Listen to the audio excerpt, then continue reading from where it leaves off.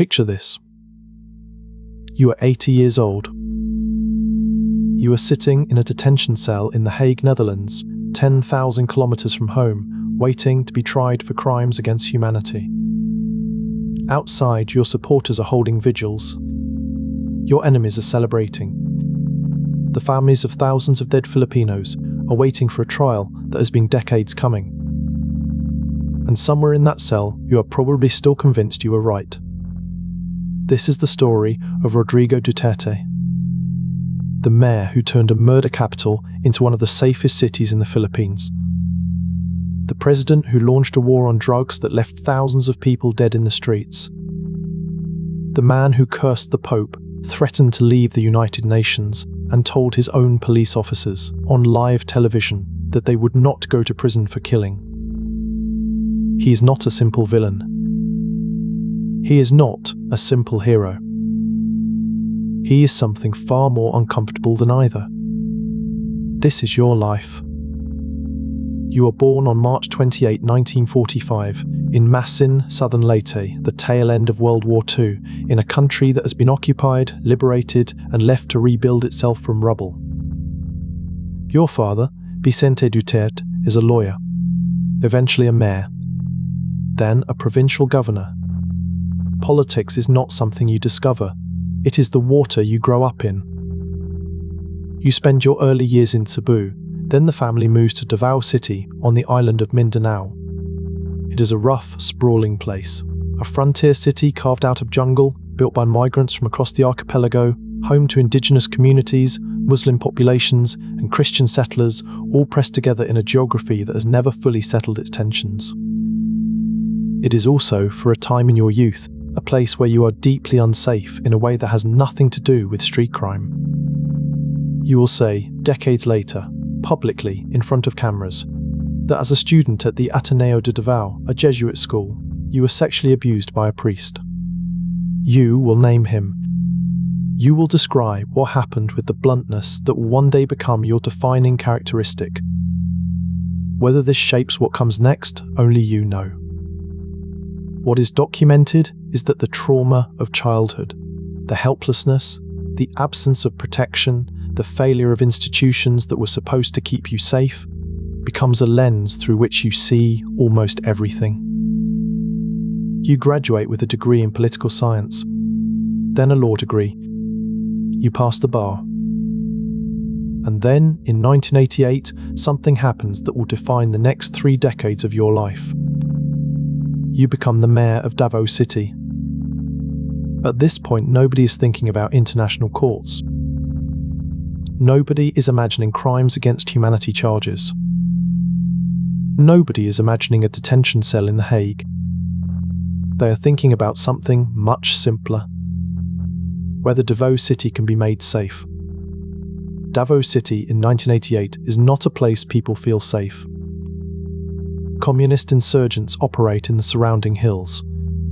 The New People's Army, the armed wing of the Communist Party of the Philippines, has real influence in the region. Crime is embedded in the city's bones. Kidnappings. Killings. A population that has learned to keep its head down and its doors locked. You arrive as mayor and you make a decision almost immediately. You are not going to manage this problem. You are going to end it. What follows over the next 2 decades is a period that Davao residents will describe in completely opposite ways depending on who you ask. Ask the business owners, the families who watch crime rates fall, the ordinary people who say they finally felt safe walking home at night, and they will tell you Davao was transformed. That the streets became livable. That you built something real. Ask the human rights organizations and they will show you a different record. The Davao Death Squad. A vigilante group operating in the open, killing suspected criminals and drug dealers in the streets. Riding in on motorcycles. Shooting in broad daylight. Leaving bodies with cardboard signs around their necks. The killings are not hidden. They are not deniable. They are a message delivered repeatedly to anyone who might be thinking about dealing drugs or running a criminal operation in your city. Human Rights Watch will investigate. Amnesty International will investigate. Journalists will investigate. The conclusion, across years of reporting, is consistent. The Davao death squad killed somewhere between 1,000 and 2,000 people during your time as mayor. And while you are never directly linked to a specific order, the evidence of what investigators call a complicit relationship between your administration and the killers is substantial. You deny it. You always deny it. But you also say things, publicly, brazenly, that make the denial difficult to believe. You tell audiences that you will kill criminals. You say it with a smile. You say it the way a man says something he has already made peace with, and the crowds cheer. Meanwhile, the crime statistics in Davao fall dramatically. The city that was once called the murder capital of the Philippines becomes, by certain measures, one of the safest cities in Southeast Asia. You are re-elected. Again and again and again. 7 terms as mayor. The maximum permitted by term limits forcing you out periodically, only for your daughter Sarah to hold the seat while you wait to return. The people of Davao are not under any illusion about what you are. They vote for you anyway. That tells you something. It tells you something about the entire country. In 2015, you announce you are running for President of the Philippines. Nobody takes it seriously at first. You are a regional politician from Mindanao, an island that the Manila elite has always looked down on. You have no national party machine, no massive war chest, no polished campaign team. What you do have is a mouth. And, to the horror of political consultants everywhere, you use it constantly. You say, during the campaign, that you will kill 100,000 criminals and dump their bodies in Manila Bay. You say this at a rally. The crowd erupts. You make a crude comment about a female missionary who was raped and murdered during a 1989 prison riot in Davao. A comment so offensive it triggers international condemnation. Your party issues an apology. You disown the apology. You curse the Pope, who is visiting the Philippines, for causing traffic. For most Filipino politicians, this would be a career-ending decision. For you, it somehow becomes part of the brand. You call your opponents names that would end most political careers. And your poll numbers go up. Which, by this point, is becoming a pattern.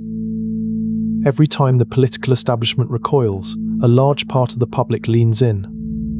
Because what you represent, to millions of people who feel abandoned by a political class that has stolen from them, failed them, and lectured them for generations, is the one thing they have never been offered. A man who doesn't care what anyone thinks.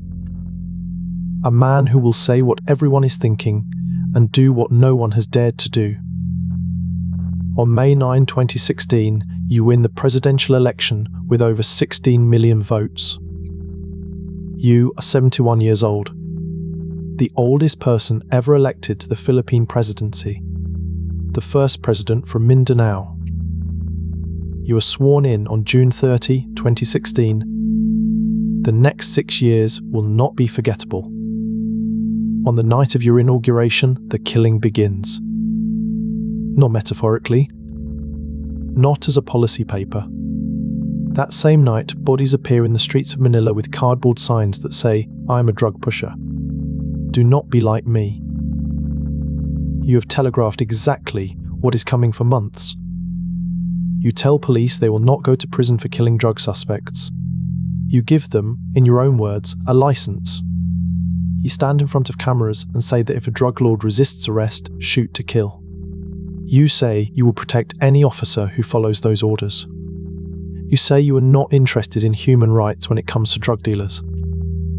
And the police, and others, less official than the police, take you at your word. In the first 6 months of your presidency, more than 7,000 people are killed. That number comes not from human rights groups, but from the Philippine National Police's own counts. An average of 34 people per day. 34. Every day. Long enough, and even numbers that large begin to feel normal. Which may be the most disturbing thing about them. The bodies appear at night, mostly. In the slums of Caloocan, Tondo, Pasay. Poor neighborhoods. Urban poor communities where drug use and drug dealing have become interwoven with poverty and hopelessness in a way that cannot be separated by a bullet. This is where the story becomes difficult. Because when people hear the words war on drugs, they usually imagine kingpins, cartel bosses, major traffickers. The people appearing in morgues are often not those people. The victims are overwhelmingly poor. Small-time dealers. Users. People living in neighborhoods where poverty and drug abuse have become tangled together for generations. People who surrendered to the authorities and were killed anyway. People who had their names on lists compiled by local officials, sometimes accurate, sometimes settling old scores, sometimes just wrong. A 17-year-old high school student named Kian Lloyd de los Santos is shot and killed by police in Caloocan in August 2017. Officers claim he was a drug suspect who fired at them first. Security camera footage shows something different. It shows Kian running away. It shows 2 officers dragging him into a dark area. It shows him being shot. 3 officers are eventually convicted. It is one of only 4 convictions that emerge from thousands of killings. The total death toll across your presidency is disputed, fiercely, deliberately disputed. The government's official count acknowledges around 6,000 deaths in police operations. Independent human rights organizations estimate the true number, including vigilante killings that happen in the shadow of your public incitement, at somewhere between 12,000 and 30,000. And then there is a number that comes from your own office. Your own Office of the President, in a year-end accomplishment report that is later cited by the Philippine Supreme Court, lists 2,322 drug war deaths in just the first 17 months of your presidency. It lists them under accomplishments. Here is where the story becomes genuinely uncomfortable. Because Rodrigo Duterte is not easily reduced to a villain. People who worked with him often describe someone charismatic, funny, and unusually approachable. His supporters saw authenticity. His critics saw recklessness. Both were probably seeing something real. What is beyond dispute is that he genuinely believed the Philippines was facing an existential crisis, that drugs were destroying entire communities, that the justice system was too slow, too weak, and too corrupt to stop it, and that force was the only language criminals understood. He is also a man who carries obvious damage. A man who was abused as a child, who grew up watching institutions fail, who concluded somewhere along the way that the only thing people respond to is force. He is funny, often genuinely funny. The kind of humour that sounds less like a president and more like a Tito who has been talking for too long at a family gathering. He is profane in the manner of a Tito at a family party who has stopped caring what people think of him. He calls world leaders names. He tells off the European Union. He threatens to leave NATO-aligned security arrangements and pivot to China and Russia. He is the walking embodiment of a middle finger pointed at the elite, which is why the elite's horror at him only makes his supporters love him more. His approval ratings, even as the bodies pile up, remain extraordinarily high. At one point, above 80%. 80%. The families of the dead are grieving. And 80% of Filipinos are telling pollsters they support what you are doing. How do you hold both of those things at once? You don't have to. You are the president. Your foreign policy confounds everyone. You publicly insult the United States, the Philippines' most important military ally for generations. You call Barack Obama a son of a whore during a press conference. You threaten to end the visiting forces agreement. You announce a pivot to China, flying to Beijing and declaring your separation from America in front of Chinese officials who can barely conceal their delight. In return for warmer ties with Beijing, you go quiet about the South China Sea, about Chinese vessels harassing Filipino fishermen in waters that an international tribunal has already ruled belong to the Philippines. You call it pragmatism. Critics call it surrender. Meanwhile, the International Criminal Court opens a preliminary examination into the drug war killings in 2018. The Hague is no longer a distant possibility. For the first time, it becomes a destination. Your response is to withdraw the Philippines from the Rome Statute, the ICC's founding treaty. You announce this almost contemptuously. The ICC has no jurisdiction over you. They can examine whatever they want. You are beyond their reach. Or so you believe. Because history has a habit of waiting patiently. In 2022, your 6-year term ends. You cannot run again. Your daughter Sarah, now vice president under Bongbong Marcos, inherits a different political landscape. The alliance between the Duterte and Marcos camps, cemented during the 2022 election, begins to fracture almost immediately after. You recede from power. But the ICC does not recede. On March 11, 2025, you are at Ninoy Aquino International Airport in Manila. Philippine authorities, acting on an arrest warrant issued by ICC judges and distributed through Interpol, take you into custody. You are 80 years old. The same age we found you at the beginning of this story. Except now we know how you got here. For 4 days, it exists in sealed form while the logistics are arranged. Then it is made public. And then you are arrested, not by foreign agents, but by your own country's police, under a government now led by the very man your camp once allied with. Bongbong Marcos, whose father you once idolized, lets it happen. More than lets it happen. Confirms it. His administration had already signaled it would cooperate with Interpol if a warrant was issued. After the political falling out between the Marcos and Duterte camps in 2024, that cooperation becomes straightforward.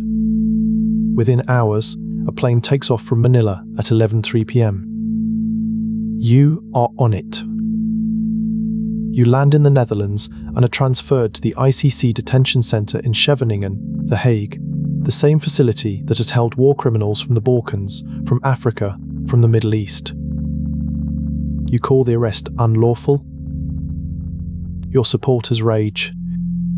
Protests break out in Davao. Your daughter condemns the transfer. Your lawyers argue you are unfit to stand trial, that you are suffering cognitive impairment, that the proceedings should be postponed indefinitely. The ICC disagrees. On April 23, 2026, the pre-trial chamber unanimously confirms all charges, 3 counts of crimes against humanity, murder, attempted murder, and others committed in the context of the war on drugs. The case is committed to trial.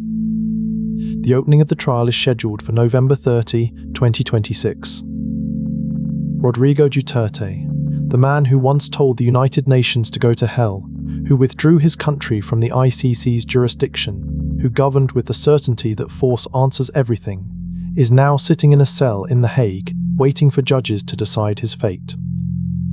He is the first sitting or former Asian head of state to face the International Criminal Court. The families of the dead are watching. Here is what we know. Davao City is safer than it was before Rodrigo Duterte became its mayor. The Philippines, by many accounts, saw its drug problem, real, devastating, consuming entire communities, treated with an urgency no previous administration matched. And thousands of people. The government's own numbers say more than 20,000 in the first 17 months alone died in the streets, most of them poor. Most of them uncharged with any crime. Most of them dead because someone put their name on a list, or because they were in the wrong place when the police needed to make a quota, or because the man at the top had made it clear that killing was not just permitted but celebrated. Rodrigo Duterte did not hide what he was doing. That is the detail that stays with you. He did not run a secret program. He did not deny and conceal the way most authoritarian leaders do. He stood at podiums and announced it. He smiled when he said it. He dared the world to stop him. And for 6 years, the world largely watched. His own people, by enormous margins, supported him while it happened. What does that mean? It means this story is bigger than one man. Because Rodrigo Duterte did not seize power in a coup. He did not rule against the wishes of the public. Millions of Filipinos voted for him. Millions more supported him while the killings were happening. Not because they were evil, not because they enjoyed violence, but because they were frightened, because they were angry, because they felt abandoned by institutions that had failed them for decades, and because Duterte offered something that sounded simple, a solution. History is full of leaders who offer simple solutions to complicated suffering. The uncomfortable question is why those solutions are so often attractive. Not just to Filipinos. To anyone. As of today, Rodrigo Duterte sits in detention in the Netherlands. The trial has not yet begun. The judges have not spoken. The verdict does not exist.